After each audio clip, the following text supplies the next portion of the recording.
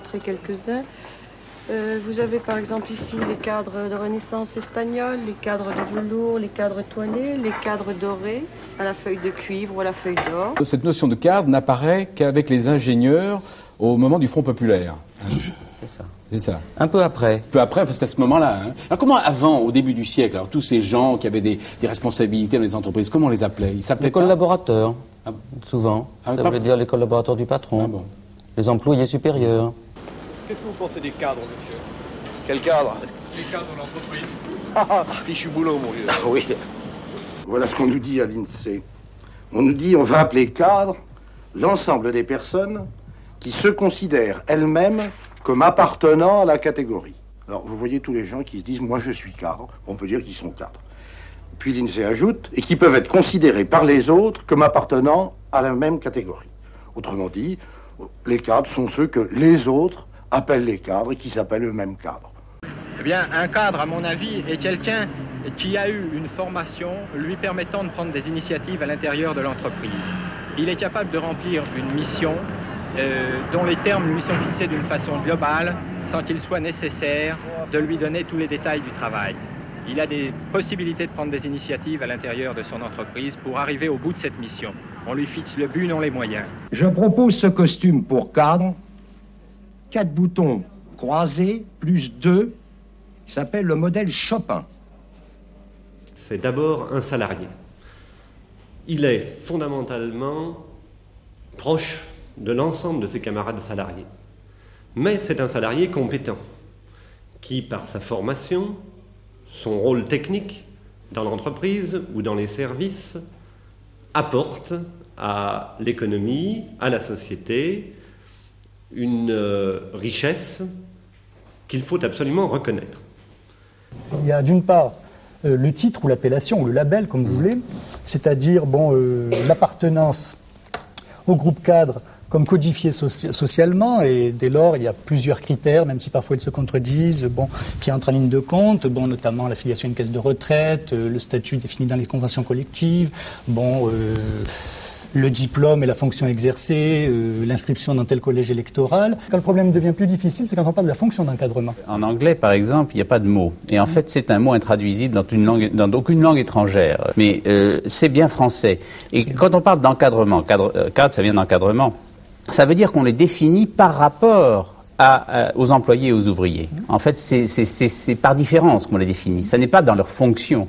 Car quand on prend les dénominations anglaises, executive, manager, ça correspond à des rôles joués. Mais là, on a du mal à définir cette catégorie parce le mot ne définit pas de rôle. C'est une espèce de sac. C'est quand même un groupe qui est très très fortement hétérogène et où passent des contradictions relativement lourdes. Il y a un écart très très grand entre la diversité énorme du groupe et la focalisation très très forte sur des représentations très très bien constituées. Autant le groupe est flou, autant la représentation est ferme. Le cadre, c'était quelqu'un qui avait du pouvoir. On disait de lui que c'était un petit patron. Lui, il se disait le double du patron. Et puis aujourd'hui, on va le licencier parce que quelque part, là-haut, dans les hautes sphères, comme il dira lui-même, dans un étage un peu mystérieux, derrière des portes qui ne franchit à peu près jamais, telle décision sera prise sur la politique générale de la maison.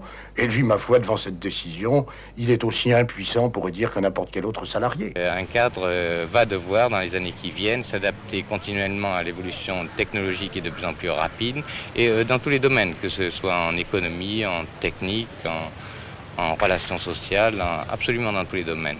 Et pour ce faire, il pourra utiliser les arcanes qui sont en train de se mettre en place au niveau de la formation permanente. En quelques années, beaucoup de choses ont changé pour les 4 millions de cadres français.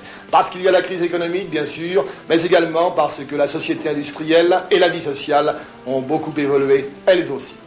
D'une époque où France Télécom était maître de son jeu, eh bien, on est passé en 20 ans à une époque où les maîtres du jeu, ils sont multiples, comme je l'ai dit, les clients, les actionnaires, les concurrents, le Parlement européen. Le monde de la performance, des cadres ultra flexibles, ultra réactifs et au final, ultra carbonisés.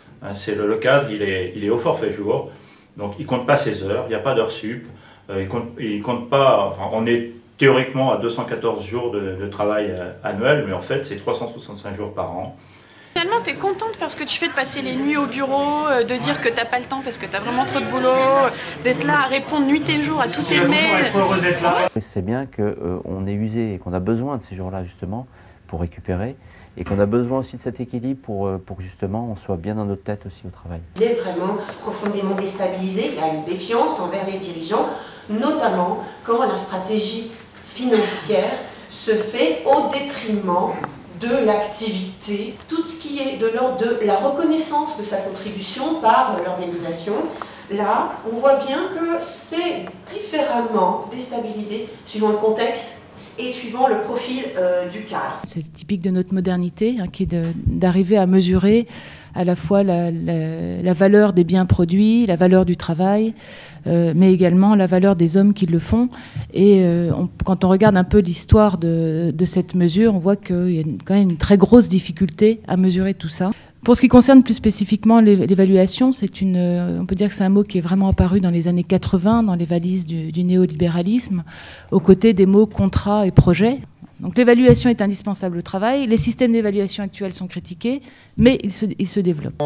Je dirais dans une société de type paternaliste, et on passe beaucoup plus dans une société aujourd'hui où on va avoir des objectifs déjà chiffrés, beaucoup plus clairs, beaucoup plus directs, à savoir des résultats à annoncer tous les trimestres et non plus tous les ans. Donc une pression évidemment beaucoup plus grande, beaucoup plus rapide. Et puis le choc plus grand évidemment, c'est les externalisations et les délocalisations. Donc on a assisté à une délocalisation plus grande des services internes. Fichu boulot mon vieux. Ah oui.